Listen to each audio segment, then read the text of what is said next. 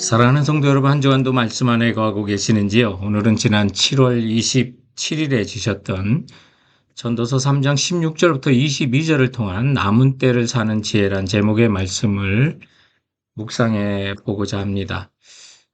전도서 3장을 통해서 솔로몬의 인생의 지혜를 알게 됩니다. 모든 때가 아름답다는 사실을 깨닫고 또 우리 인생의 처음과 마지막을 모르기 때문에 삶의 주인 되신 하나님을 우리 의지하게 되고 또 영원한 삶으로 영생을 얻는 영혼을 사모하면서 사는 삶으로 인도하는 것을 우리는 배웠습니다. 뿐만 아니라 삶의 의미도 찾아가게 합니다. 인생 사는 날 동안 기뻐하며 선을 행하며 낙을 누리는 것이 가장 좋음도 깨닫죠. 그리하여 삶의 목적도 알게 합니다.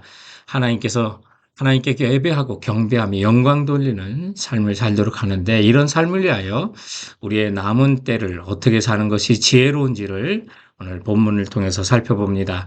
먼저 남은 때를 사는 지혜 첫 번째 주시는 교훈은 완전하신 하나님 나라 심판을 바라봅시다라는 것입니다. 많은 사람들이 억울함 속에 세상과 사람과 제도를 원망하며 세월을 낭비하며 살 때가 있습니다. 왜냐하면 이 세상은 결코 공평하지 않기 때문입니다. 그래서 우리는 살아가며 불의한 일을 많이 보고 억울한 일을 많이 당합니다. 그러나 공평하신 하늘나라의 심판이 있음을 바라보며 우리의 남은 날을 지혜롭게 살자는 것이죠. 본문 16절에 보면 또 내가 해 아래에서 보건대 재판하는 곳 거기에도 악이 있고 정의를 행하는 곳 거기에도 악이 있도다라고 솔로몬은 고백합니다. 가장 공의로워야 될 재판에도 악이 있고요. 또 정의를 행하는 것에도 악이 있다고 말합니다. 유전무죄, 무전유죄라는 말이 있지 않습니까? 참으로 억울한 것들이 우리 주변에 많이 나타날 수가 있다는 겁니다. 하지만 우리는 그런 가운데 17절 말씀에 보면 내 마음속으로 이르기를 의인과 악인을 하나님이 심판하시리니 이는 모든 소망하는 일과 모든 행사에 때가 있음이라 라고 말합니다. 결국 하나님께서는 영원한 하나님 나라에서 그리고 공평하신 하나님 나라에서 의인과 악인을 심판하신다는 거죠. 여기서 의인의 심판은 상급을 받는 심판을 말하는 거고요. 그리고 솔로몬은 모든 소망하는 일과 모든 행사에 때가 있다고 해서 결국 하나님 때는 정확하게 완벽하게 우리의 모든 소망하는 일이 이루어진다는 사실을 고백하는 것을 보게 됩니다. 성도 여러분, 우리가 이 사실을 알 때 적어도 지나온 세월과 또 내게 피해를 입혔던 수많은 사람들을 원망하며 남은 인생을 허비하지 않아야 한다는 것을 알려주죠. 세월을 아끼는 것입니다.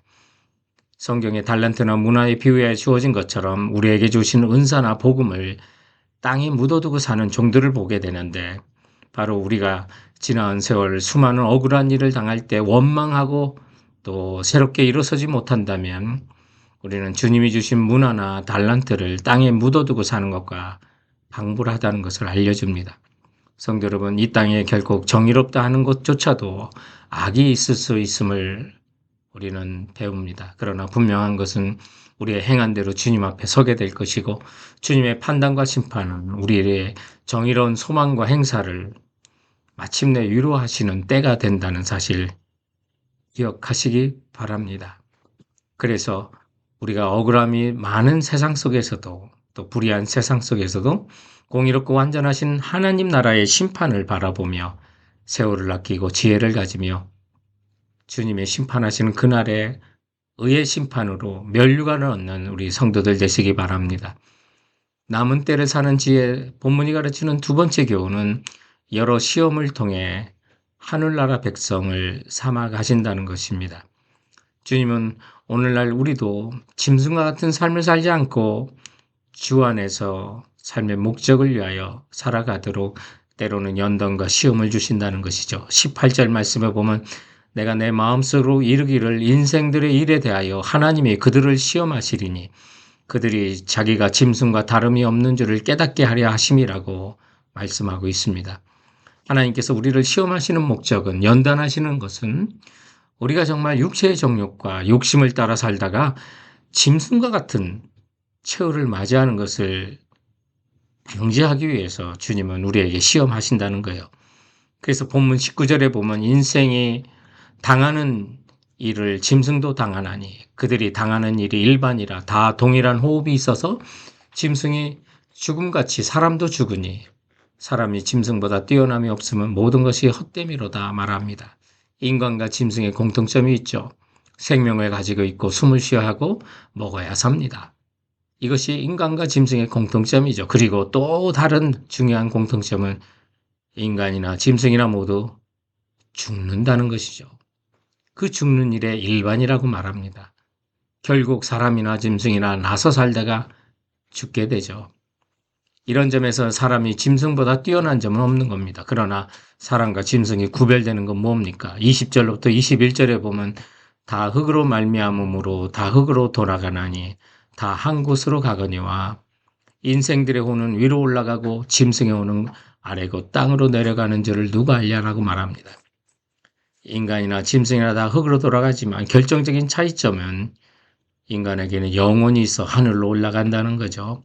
창세기 2장 7절 말씀에 보면 여호와 하나님이 땅의 흙으로 사람을 지으시고 생기를 그 코에 불어넣으시니 사람이 생명이 되니라고 말합니다. 오직 사람에게만 하나님께서 영혼을 부여하셨습니다. 인간에게는 하나님의 생명이 더해진 영혼이 있기 때문에 인간의 영혼은 하늘로 올라가고 또 영이 없는 짐승들은 그의 혼은 아래로 땅으로 내려간다고 말합니다. 하지만 이런 사실을 누가 알려고 전도자는 한탄합니다. 안타까움 속에 탄식하며 말합니다. 그래서 시편 49편 20절에 존귀하나 깨닫지 못하는 사람은 멸망하는 짐승 같도다라고 말합니다. 성도 여러분, 우리는 죽은 후에 하나님 나라에 들어갈 준비를 하는 지혜가 있어야만 합니다. 결코 우리는 죽어 흙으로 돌아갈 그리고 끝날 짐승과 같은 존재가 아니라는 거죠. 정욕대로 살다가 자기만을 위해 살다가 동물적인 욕구를 위해 살다가 멸망을 당할 짐승과 같은 존재가 결코 아니라는 사실을 우리는 하나님은 여러 시험과 연단을 통해서 깨닫게 하신다는 것입니다. 그리하여 마침내 우리는 하나님의 형상으로 창조된 존재고 하나님께서 예비해 두신 하늘나라에 들어가 영생의 복을 누려야 할 귀한 존재를 깨닫게 하고자 주님께서는 오늘도 우리를 시험하시면서 연단하신다는 사실입니다.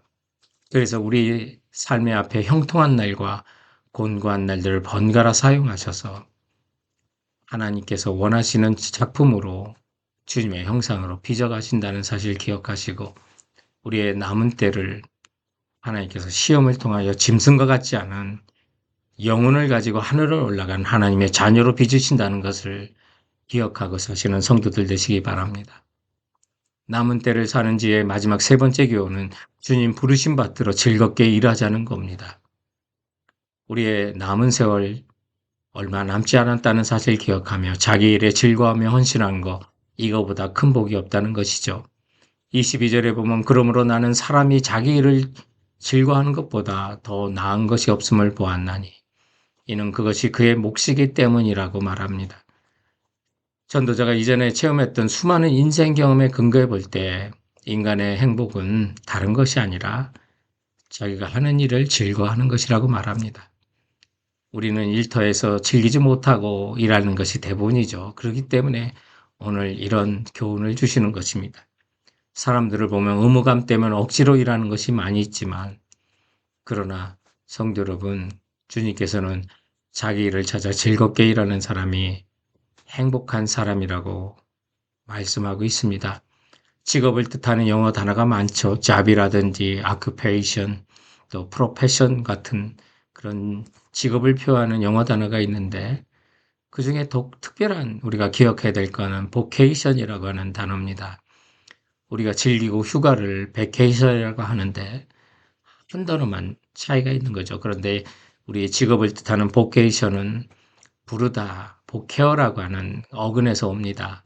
그래서 콜링이라는 뜻을 갖고 있죠. 사실 우리 성도에게 주신 직업은 보케이션이라고 봐야 합니다. 직업이 소명이 되고 즐거움이 될 때 정말 우리는 하나님 기뻐하시는 남은 때를 지혜롭게 사는 사람이 되는 것입니다. 일터에서 즐겁게 일하십시오. 다시 돌아갈 수 없는 장소며 시간이라는 사실 기억하십시오. 22절에 그의 뒤에 일어날 일이 무엇인지 보게 하려고 그를 도로 데려올 자가 누구랴라고 말합니다. 이것은 바로 그의 뒤에 일어날 일은 사람이 죽은 뒤의 일이라는 것을 말합니다. 그 후에 우리가 아무리 힘쓰고 걱정되는 직장과 일터를 두고 떠났다 하더라도 우리는 죽은 뒤에 다시 그곳에 찾아올 수도 없다는 겁니다. 그렇기 때문에 지금 주어진 시간에 지금 하는 직업에서 즐겁게 일할 것을 말씀하고 있는 것입니다. 사랑하는 성도 여러분, 여러분의 직장과 일터에서 우리의 인생의 남은 때를 즐겁게 일하시고 우리의 신앙으로 인해 긍정적인 영향을 주변에 펼쳐가시는 성도들 되시길 주님의 이름으로 축원드립니다. 사랑하는 성도 여러분, 그럼 이번 한 주간도 주께서 주신 말씀으로 승리하세요.